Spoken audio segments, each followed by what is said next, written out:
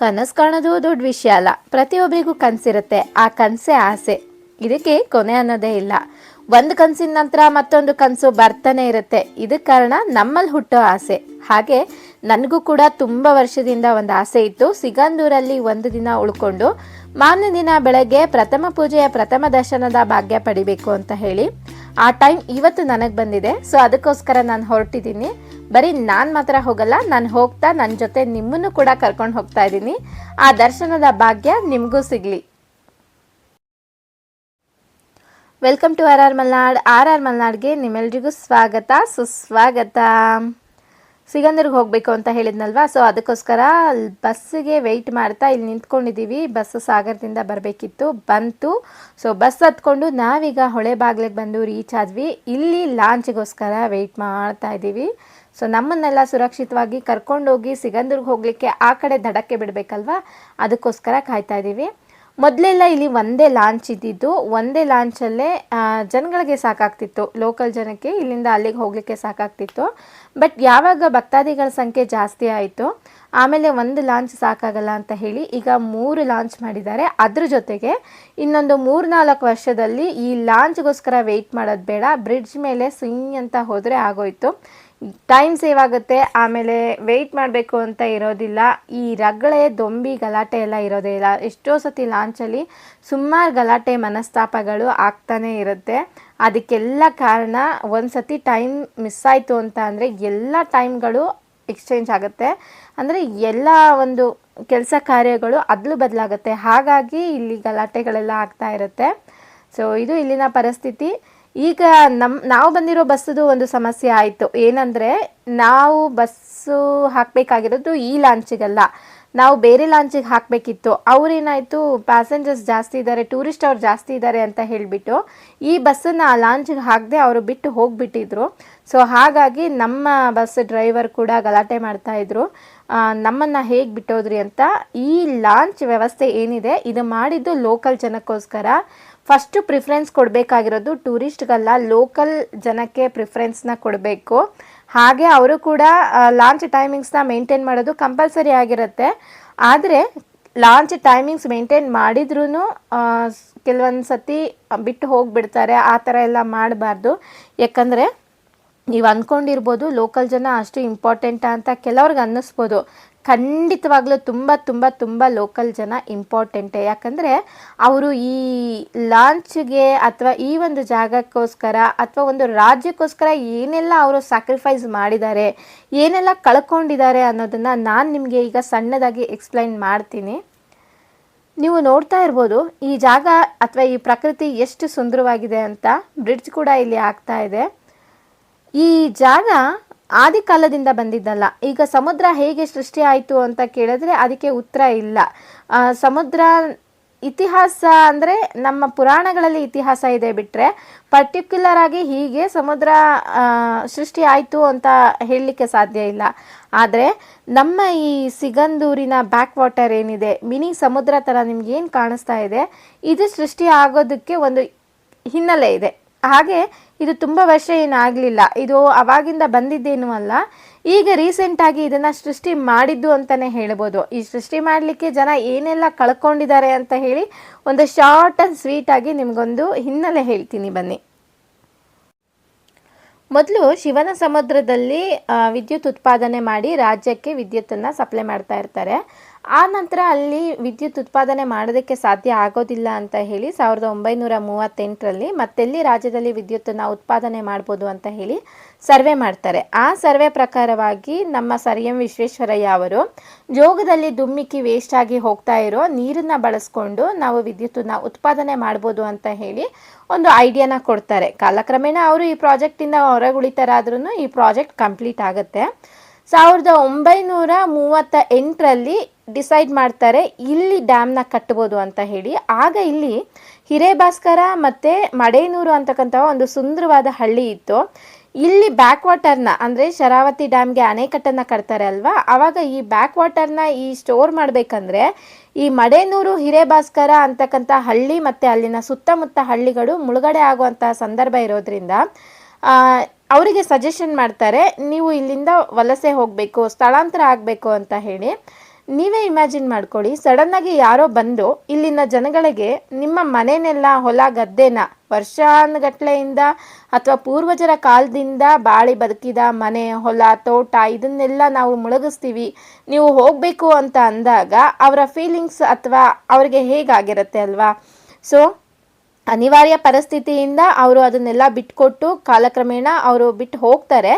ಆದರೆ ಇದೊಂದು 16 ವರ್ಷ ಈ ಡ್ಯಾಮ್ ವರ್ಕ್ ಮಾಡುತ್ತೆ. 1949ರಲ್ಲಿ ಈ ಮಡೇನೂರು ಅಥವಾ ಹಿರೇಭಾಸ್ಕರ ಅಂತಕ್ಕಂಥ ಡ್ಯಾಮ್ನ ಉದ್ಘಾಟನೆ ಮಾಡ್ತಾರೆ.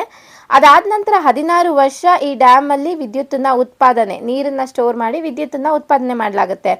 ಆದರೆ ಕಾಲಕ್ರಮೇಣ ಇದು ಕೂಡ ಶಾರ್ಟೇಜ್ ಆದ್ರಿಂದ ಬೇರೆ ಒಂದು ದೊಡ್ಡ ಡ್ಯಾಮನ್ನು ಕಟ್ಟೋದಕ್ಕೆ ಡಿಸೈಡ್ ಮಾಡ್ತಾರೆ, ಅದೇ ಲಿಂಗನಮಕ್ಕಿ ಡ್ಯಾಮ್.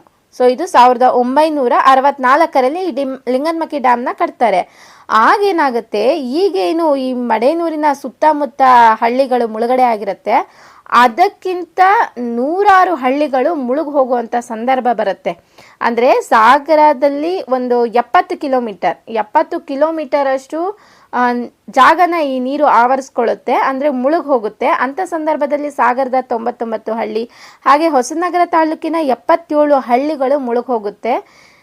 ನಾವು ಒಂದು ಜಸ್ಟ್ ಇಮ್ಯಾಜಿನ್ ಮಾಡ್ಕೊಳ್ಳೋಣ, ನಾವು ಇರ್ತಕ್ಕಂತಹ ಮನೇನ ಯಾರಾದರೂ ಖಾಲಿ ಮಾಡಿ ನಿಮ್ಮ ಮನೇನ ಡೆಮೊಲಿಷ್ ಮಾಡ್ತೀವಿ ಅಥವಾ ಒಡೆದಾಕ್ತೀವಿ ಅಂತ ಅಂದಾಗ ನಮಗೆ ಹೇಗೆ ಫೀಲ್ ಆಗುತ್ತೆ. ಅಂಥದ್ರಲ್ಲಿ ನಾವು ಬದುಕಿ ಪೂರ್ವಜರ ಕಾಲದಿಂದ ಬಂದಂತಹ ಆಸ್ತಿ ಪಾಸ್ತಿ ಮನೆ ಹಾಗೆ ಒಂದು ನೆನಪುಗಳನ್ನು ನಾವು ಈ ಥರ ನೀರಲ್ಲಿ ಮುಳುಗಿಸ್ತೀವಿ ಅಂದಾಗ ಇಲ್ಲಿನ ಜನಕ್ಕೆ ಹೇಗಾಗಿರುತ್ತೆ ಅಲ್ವಾ. ಸೊ ಆದ್ರೂ ಅನಿವಾರ್ಯ ಪರಿಸ್ಥಿತಿಯಿಂದ ಇಷ್ಟ ಇದ್ದರೂ ಇಲ್ಲದೆ ಇದ್ರೂ ಅವರು ಇಲ್ಲಿಂದ ಖಾಲಿ ಮಾಡಿ ಹೋಗಲೇಬೇಕಾಗತ್ತೆ. ಹಾಗೆ ಬಿಟ್ಕೊಟ್ಟು ಬೇರೆ ಕಡೆ ಸ್ಥಳಾಂತರ ಆಗ್ತಾರೆ, ಅವರು ಅಲ್ಲಿ ತಮ್ಮ ಜೀವನನ ಕಟ್ಕೋತಾರೆ. ಇಂಥ ಸಂದರ್ಭದಲ್ಲಿ ಈ ಸಿಗಂದೂರಿನ ಆ ಕಡೆ ಏನು ವಾಸ ಮಾಡ್ತಾ ಇದ್ದಾರೆ ಅವರಿಗೆ ಎಲ್ಲ ಫೆಸಿಲಿಟಿಯಿಂದ ಸ್ವಲ್ಪ ವಂಚಿತರಾಗ್ತಾರೆ. ಯಾಕಂದರೆ ಈ ಮಧ್ಯದಲ್ಲಿ ಹೊಳೆ ಬಂದಿದ್ದರಿಂದ ಈ ಹೈಯರ್ ಸ್ಟಡೀಸ್ಗೋಸ್ಕರ ಎಜುಕೇಷನ್ಗಾಗಲಿ ಅಥವಾ ಒಂದು ಹಾಸ್ಪಿಟಲ್, ಒಳ್ಳೆ ಹಾಸ್ಪಿಟಲ್ ವ್ಯವಸ್ಥೆ, ಕೋರ್ಟು ಕಚೇರಿ ಪ್ರತಿಯೊಂದಕ್ಕೂ ಅವರು ಸಾಗರನೇ ಬರಬೇಕಾಗತ್ತೆ. ಅದಕ್ಕೋಸ್ಕರ ಈ ಲಾಂಚ್ ವ್ಯವಸ್ಥೆ ಮಾಡಲಾಗುತ್ತೆ, ಅವರಿಗೆ ಓಡಾಡಲಿಕ್ಕೋಸ್ಕರ ಈ ಲಾಂಚಿನ ವ್ಯವಸ್ಥೆನ ಮಾಡಲಾಗತ್ತೆ. ಸೊ ಆ ವ್ಯವಸ್ಥೆಗೆ ಏನಾಗುತ್ತೆ ಅಂದರೆ, ಈಗ ಏನಾದರೂ ಆ ಕಡೆಯಿಂದ ಬರೋರು, ಈಗ ಒಂದು ಕೋರ್ಟ್ ಟೈಮಿಂಗ್ಸನ್ನೇ ತಗೊಳ್ಳಿ, ಕರೆಕ್ಟ್ ಟೈಮಲ್ಲಿ ಅಲ್ಲಿ ಹೋಗಿ ಮುಟ್ಲಿಲ್ಲ ಅಂತ ಅಂದರೆ ಎಲ್ಲ ಟೈಮಿಂಗ್ಸು ಚೇಂಜಸ್ ಆಗುತ್ತೆ. ಹಾಗಾಗಿ ಈ ಲೋಕಲ್ ಜನಕ್ಕೆ ಇಲ್ಲಿ ಪ್ರಾಧಾನ್ಯತೆನ ಫಸ್ಟ್ ಕೊಡಲಾಗುತ್ತೆ. ಅವರ ಕೆಲಸ ಕಾರ್ಯಗಳಿಗೆ ತೊಂದರೆ ಆಗಬಾರ್ದು. ನಾವು ಈಗ ದೇವರ ದರ್ಶನದ ಭಾಗ್ಯನ ಪಡ್ಕೊಂಡು ಹೋಗೋಕ್ಕೆ ಬಂದಿದ್ದೀವಿ ಹೊರಗಡೆಯಿಂದ ಅಂತ ಅಂದಾಗ ಏನಾಗಲ್ಲ, ದೇವರ ದರ್ಶನಕ್ಕೆ ಅಂತ ಬಂದಿರ್ತೀವಿ ಅಲ್ವಾ. ಸೊ ಒಂದು 5-10 ನಿಮಿಷ ಅರ್ಧ ಗಂಟೆ ಹೆಚ್ಚು ಕಡಿಮೆ ಆದರೂ ನಡೆಯುತ್ತೆ. ಬಟ್ ಈ ಕೆಲಸ ಕಾರ್ಯಗಳಿಗೆ ಹೋಗೋರಿಗೆ ಯಾವುದೇ ರೀತಿ ತೊಂದರೆ ಆಗಬಾರ್ದು. ಹಾಗಾಗಿ ಲೋಕಲ್ ಜನಕ್ಕೆ ಹೆಚ್ಚಿನ ಪ್ರಾಧಾನ್ಯತೆನ ಕೊಡಬೇಕು ಅಂತ ಹೇಳೋದು. ಇವತ್ತಿಗೂ ಕೂಡ ಇಲ್ಲಿ ಎಷ್ಟೋ ಒಂದು ಅಭಿವೃದ್ಧಿ ಕೆಲಸ ಅಂದರೆ ಎಜುಕೇಷನು ಹಾಸ್ಪಿಟಲ್ದಿಂದ ಇಲ್ಲಿನ ಜನ ವಂಚಿತರಾಗಿದ್ದಾರೆ. ಹಾಗಾಗಿನೇ ಅವರು ಮನವಿನ ಸಲ್ಲಿಸಿ ಗೌರ್ಮೆಂಟ್ಗೆ ಬ್ರಿಡ್ಜ್ ವ್ಯವಸ್ಥೆನ ಮಾಡ್ಕೋತಾ ಇದ್ದಾರೆ. ಇನ್ನೊಂದು 2-3 ವರ್ಷದಲ್ಲಿ ಇದು ಕಂಪ್ಲೀಟ್ ಕೂಡ ಆಗುತ್ತೆ. ಹಾಗೆ ನಾನು ಮಾತಾಡ್ತಾ ಸಿಗಂದೂರಿಗೆ ಬಂದಾಯಿತು. ನೋಡ್ತಾ ಇರ್ಬೋದು, ಸಿಗಂದೂರಲ್ಲಿ ಬಂದು ಇಳಿದಿದ್ದೀವಿ. ಈಗ ನಾವು ಲಾಡ್ಜ್ ಮಾಡಬೇಕು, ರೂಮ್ ಮಾಡಬೇಕು. ಸೊ ಇಲ್ಲಿ ನಮ್ಮ ಚಿಕ್ಕಪ್ಪ ಒಬ್ಬರು ಲಾಡ್ಜಲ್ಲಿ ಇನ್ಚಾರ್ಜರ್ ಆಗಿದ್ದಾರೆ. ಸೊ ಅಲ್ಲಿ ಬ್ಯಾಗನ್ನು ಇಟ್ಟು ಇವತ್ತಿನ ದೇವಿಯ ದರ್ಶನದ ಕೊನೆ ಭಾಗ್ಯನ ಪಡ್ಕೊಳ್ಳೋಕ್ಕೆ ಹೋಗ್ತಾ ಇದ್ದೀನಿ. ಸಾಧ್ಯ ಆದರೆ ನಿಮಗೂ ಕೂಡ ಆ ದೇವಿ ದರ್ಶನನ ಮಾಡಿಸ್ತೀನಿ. ಇಲ್ಲಿ ಒಳಗಡೆ ಫೋಟೋ ಮತ್ತು ವಿಡಿಯೋಗಳನ್ನು ಕ್ಯಾಪ್ಚರ್ ಮಾಡೋ ಹಾಗಿಲ್ಲ, ಬೈತಾರೆ. ನೋಡೋಣ, ನಾನು ಟ್ರೈ ಮಾಡ್ತೀನಿ. ಇಲ್ಲಿ ಸಣ್ಣ ಪುಟ್ಟ ಅಂಗಡಿ ಎಲ್ಲ ಇದೆ, ಏನಾದರೂ ಬೇಕು ಅಂದರೆ ಇಲ್ಲಿ ತಗೋಬೋದು. ಅದೇ ಮಣಿ ಫೋಟೋ, ದೇವ್ರ ಫೋಟೋಗಳೆಲ್ಲ ಇಲ್ಲಿ ಸಿಗುತ್ತೆ. ಸೊ ಇಲ್ಲಿ ನಾವು ಬ್ಯಾಗನ್ನು ಇಟ್ಬಿಟ್ಟು ಒಳಗಡೆ ಹೋದ್ವಿ. ಬ್ಯಾಕ್ ಗೇಟಲ್ಲಿ ಇಲ್ಲಿ ಹೋಗಿದ ತಕ್ಷಣ ಬೈದರು, ಬಟ್ ವಿತ್ ಪರ್ಮಿಷನ್ ಮೇಲೆ ನಾನು ವಿಡಿಯೋ ತಗೊಂಡೆ. ನೋಡ್ತಾ ಇರ್ಬೋದು ದೇವಿಯ ಅಲಂಕಾರನ, ಇವತ್ತಿನ ಅಲಂಕಾರ ಪೂರ್ತಿ ತೆಗೆದು ದೇವಿಯ ಮೂಲ ವಿಗ್ರಹ ಇದನ್ನು ಯಾರಿಗೂ ತೋರಿಸೋದಿಲ್ಲ, ದೇವಿ ಮೂಲ ವಿಗ್ರಹ. ಅದಕ್ಕೆ ಈ ಥರ ಬಟ್ಟೆನ ಮುಚ್ಚಿದ್ದಾರೆ. ನಾಳೆ ಬೆಳಗ್ಗೆ ಮತ್ತೆ ದೇವಿಗೆ ಅಲಂಕಾರ ಮಾಡಿ ನಮಗೆ ಈ ದರ್ಶನನ ಕೊಡ್ತಾರೆ.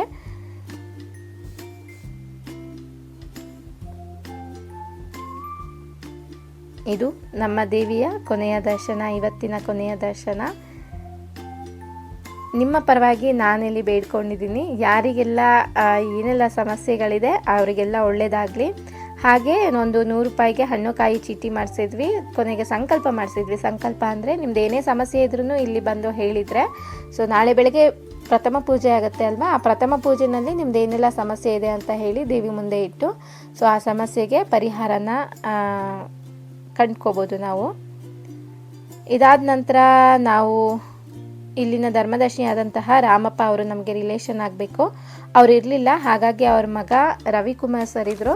ಅವ್ರನ್ನ ಮಾತಾಡಿಸ್ಕೊಂಡು ಇಲ್ಲಿ ಒಂದು ರೂಮ್ಗೆ ಹೊರಟ್ವಿ. ನೋಡ್ತಾ ಇರ್ಬೋದು, ಇದು ಧರ್ಮದರ್ಶಿಗಳ ಕೊಠಡಿ, ಹಾಗೆ ಕೆಳಗಡೆ ಕಾರ್ಯದರ್ಶಿ ಆದಂತಹ ರವಿಕುಮಾರ್ ಸರ್ ಕೊಠಡಿ.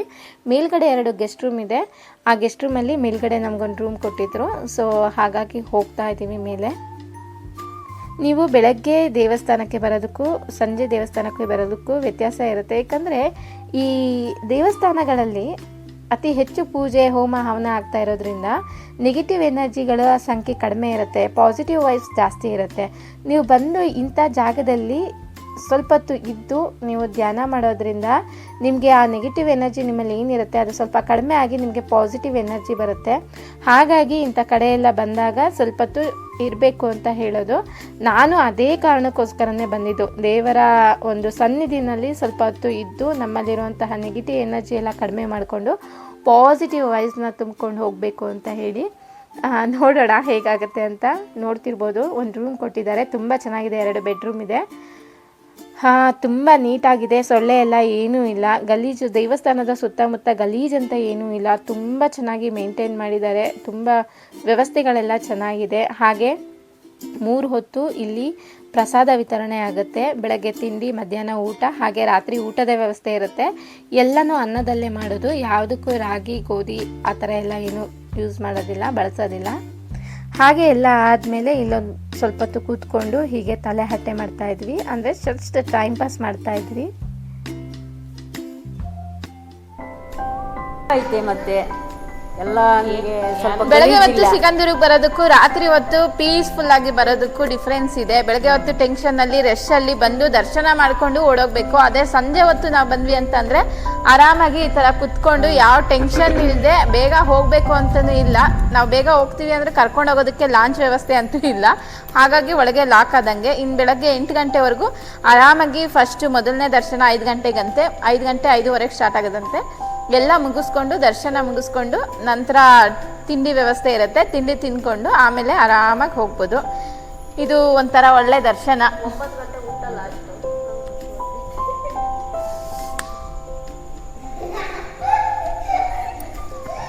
ಇವಳೊಬ್ಳಿಗೆ ಮನೇಲಿದ್ರೆ ತಿನ್ಬೇಕು ಅಂತ ಅನ್ಸಲ್ಲ, ಹೊರಗಡೆ ಬಂದ್ರೆ ಮಾತ್ರ ಹೊಟ್ಟೆ ಇಷ್ಟು ದೊಡ್ಡ ಆಗಿರುತ್ತೆ. ಬರೀ ತಿನ್ನೋದೊಂದು ಬಿಟ್ಟು ಬೇರೆ ಏನು ಬೇಡ.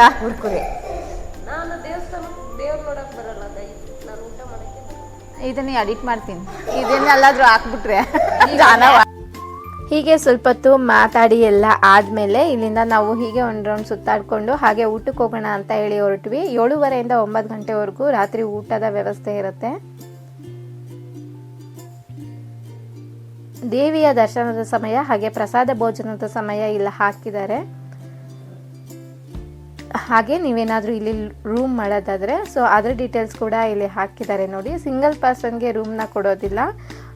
ಮತ್ತು ಒಂದು ರೂಮಲ್ಲಿ 4 ಜನಕ್ಕೆ ಮಾತ್ರ ಪರ್ಮಿಷನ್ ಇರುತ್ತೆ, 4 ಜನರ ಮೇಲೆ ಪರ್ಮಿಷನ್ ಇರಲ್ಲ. ಚೆಕ್ಔಟ್ ಮತ್ತು ಚೆಕ್ ಇನ್ ಆಗೋದು ಹಾಗೆ ರೂಮಿನ ಬಾಡಿಗೆ ಬಗ್ಗೆ ಇಲ್ಲಿ ಡೀಟೇಲ್ ಆಗಿ ಹಾಕಿದ್ದಾರೆ.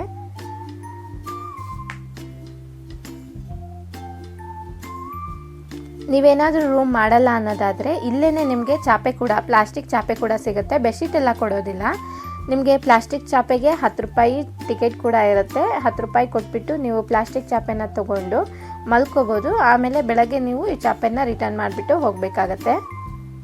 ಸೊ ಇಲ್ಲಿ ಮಲಗಲಿಕ್ಕೆ ವ್ಯವಸ್ಥೆ ಎಲ್ಲ ತುಂಬ ಚೆನ್ನಾಗಿದೆ, ಎಲ್ಲ ನೀಟಾಗಿ ಇರೋದ್ರಿಂದ ಇಲ್ಲೇ ಮಲ್ಕೋಬೋದು. ಇಲ್ಲ ಅಂತ ಅಂದರೆ ಇಲ್ಲಿ ಚೌಡೇಶ್ವರಿ ದೇವಿಯ ಕಲ್ಯಾಣ ಮಂಟಪ ಅಂತ ಇದೆ, ಚೌಟ್ರಿ ಕೂಡ ಇದೆ, ಅಲ್ಲಿ ಕೂಡ ಸಾಕಷ್ಟು ಜನ ಮಲ್ಕೊಂಡಿದ್ದಾರೆ, ಅಲ್ಲೂ ಕೂಡ ಮಲ್ಕೋಬೋದು.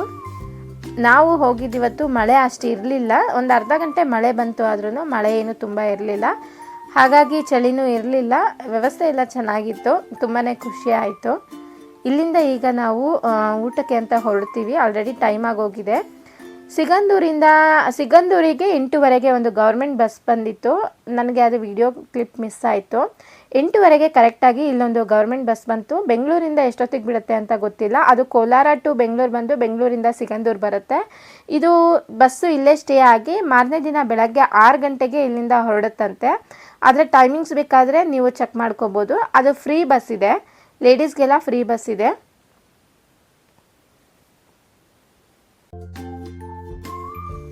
ಊಟಕ್ಕೆ ಲೇಟಾಗಿ ಹೋಗಿತ್ತು, 8:45 ಆಗಿತ್ತು. ನಮ್ಮ ಚಿಕ್ಕಪ್ಪ ಇದ್ದಾರೆ ಅನ್ನೋ ಧೈರ್ಯದ ಮೇಲೆ ನಾವು ಕೂಡ ಲೇಟಾಗೇ ಹೊರಟ್ವಿ.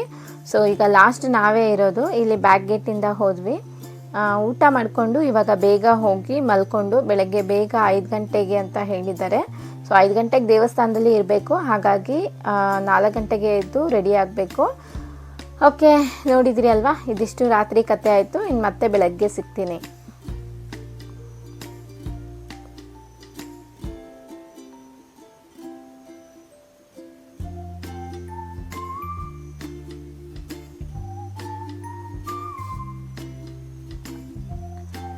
ಈಗ ಬೆಳಗ್ಗೆ 5:15 ಆಗಿದೆ. ಈಗ ದೇವಸ್ಥಾನಕ್ಕೆ ಹೋಗ್ತಾ ಇದ್ದೀವಿ. 5 ಗಂಟೆಗೆ ಬರಕ್ಕೆ ಹೇಳಿದ್ರು, 5:15 ಆಯಿತು. ಈಗ ಎಲ್ಲರೂ ಹೋಗ್ತಾ ಇದ್ದಾರೆ, ನಾನು ಕೂಡ ಹೋಗ್ತಾ ಇದ್ದೀನಿ. ಒಳಗಡೆ ಸಾಧ್ಯ ಆದರೆ ದೇವಿಯ ದರ್ಶನದ ವಿಡಿಯೋ ಮಾಡ್ತೀನಿ, ಇಲ್ಲ ಆಮೇಲೆ ತೋರಿಸ್ತೀನಿ.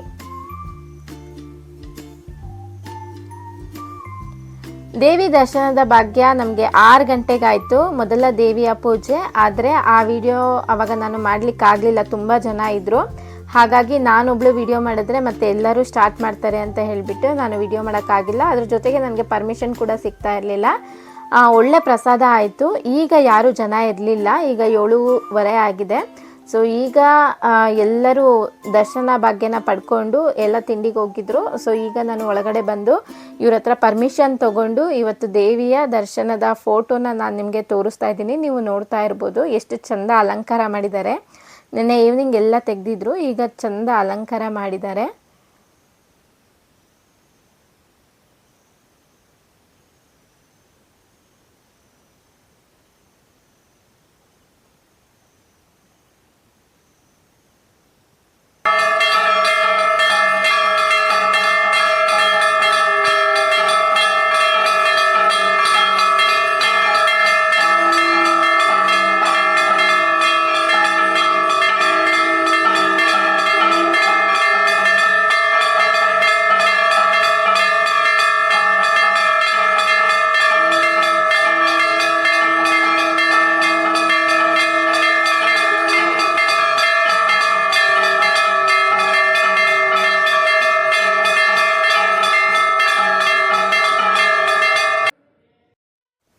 ನೋಡಿದ್ರಿ ಅಲ್ಲ, ನಿಮ್ಮೆಲ್ಲರೂ ಪರವಾಗಿ ನಾನು ಆ ದೇವರಲ್ಲಿ ಕೇಳ್ಕೊಂಡಿದ್ದೀನಿ, ಎಲ್ಲರಿಗೂ ಒಳ್ಳೆಯದಾಗಲಿ, ಎಲ್ಲರ ಕಷ್ಟನ ಬಗೆಹರಿಸಲಿ, ಒಳ್ಳೆ ಮನಸ್ಸಿಂದ ಒಳ್ಳೆ ಕಾರ್ಯಕ್ಕೆ ಯಾರೆಲ್ಲ ಕಷ್ಟಪಡ್ತಾ ಇದ್ದೀರಾ, ಯಾರೆಲ್ಲ ಬೇಡಿಕೆನ ಸಲ್ಲಿಸಿದ್ದೀರಾ, ಅವರೆಲ್ಲ ಆಸೆ ಕನಸುಗಳು ನೆರವೇರಲಿ ಅಂತ ಹೇಳಿ ನಾನು ನಿಮ್ಮ ಪರವಾಗಿ ಈ ದೇವರಲ್ಲಿ ಬೇಡ್ಕೋತಾ ಇದ್ದೀನಿ.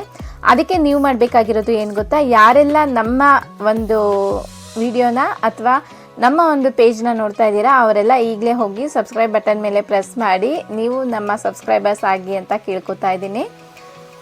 ಇದು ದೇವಸ್ಥಾನದ ಒಳಗೆ. ಸೊ ಈ ಥರ ಫ್ರೀಯಾಗಿ ಇರೋದಿಲ್ಲ.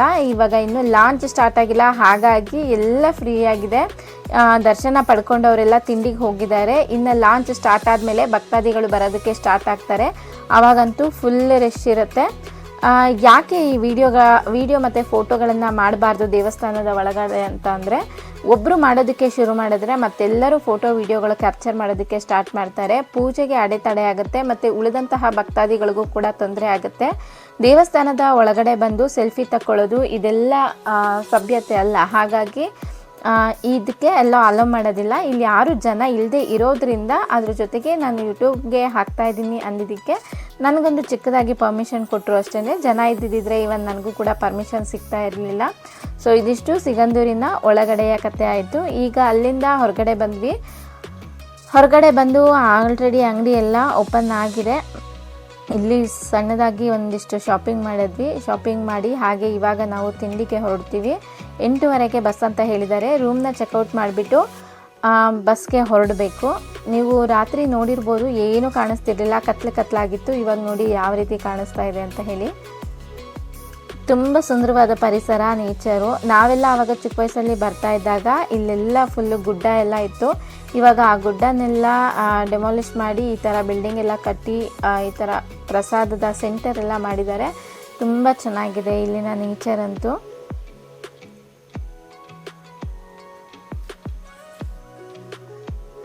ಇದಾದಮೇಲೆ ನಾವು ಹಾಗೆ ತಿಂಡಿಗೆ ಹೋದ್ವಿ. ತಿಂಡಿಗೆ ಪಲಾವ್ ಮಾಡಿದ್ರು, ತುಂಬಾ ರುಚಿಯಾಗಿತ್ತು. ಇಲ್ಲಿಂದ ತಿಂಡಿ ತಿಂದ್ಕೊಂಡು ಈಗ ರೂಮ್ಗೆ ಹೋಗಿ ಚೆಕ್ಔಟ್ ಮಾಡಿ ಹೊರಡಬೇಕು.